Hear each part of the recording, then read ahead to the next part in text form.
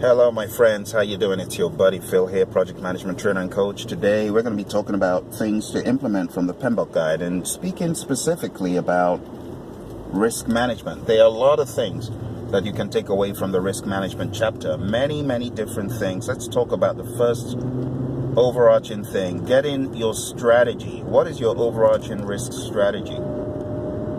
I'm not talking about the tools and the methods at the lower level, but what is your overarching philosophy towards risk? Some companies may have an overarching strategy that thinks about risks as being good.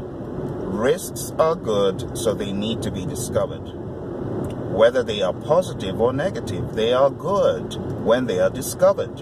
When they happen without discovery, first of all, they're not risks, they're issues, incidents, things that are unfavorable to the project. And then they become overbearing in many instances because they are ahead of you. You see, you want to be ahead of the risks. You want to be ahead of those nasty situations. So that could be a strategy, an overarching strategy.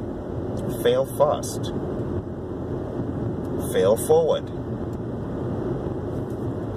Or bad news needs to travel fast and faster than good news. Whatever your philosophy is to risks at a high level, that needs to be the mantra that your team is marching to. So what is your overarching risk strategy? On a divestiture that I was a program manager on many years ago, the overarching philosophy was senior management needs to know the big ticket risk items, and they need to know them quick. So our risk strategy was to find the risks and escalate, find the risks and escalate, find the risks that are beyond our ability to handle and escalate. And then the next big thing in plan risk management is having a plan, a risk management plan. If you do not have one, go to the CDC website that I'm always mentioning here, tiny.cc/Sigma PMO. That's tiny.cc/Sigma SIGMA PMO. That will take you to the Center for Disease Control and Prevention's website, and you can download their risk register template and use it.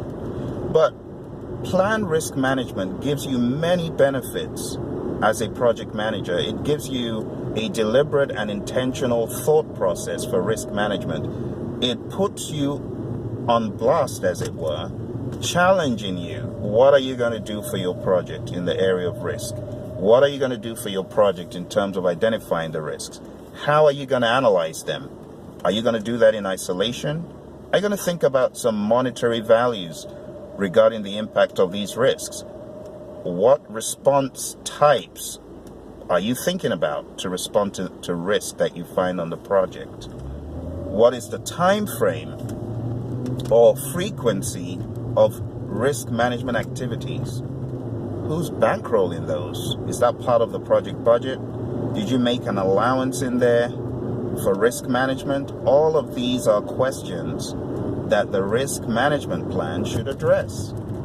So it challenges you as a project manager to think more intentionally about risk management.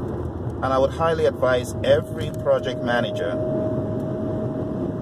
to create a risk management plan, to think about the impact scales to be used. Is it a 1 to 5? Is it a 1 to 10 for probability? What is it for impact? Is it the same scale?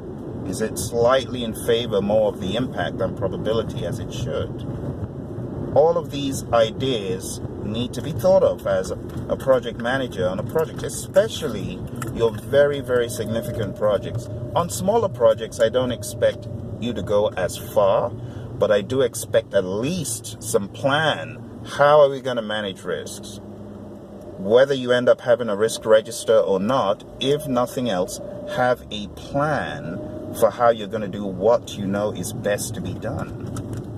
So there's a lot of stuff to take away. The probability and impact matrix, how will that look?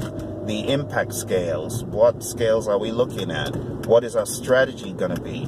What will our risk breakdown structure, if there is one, what will that look like?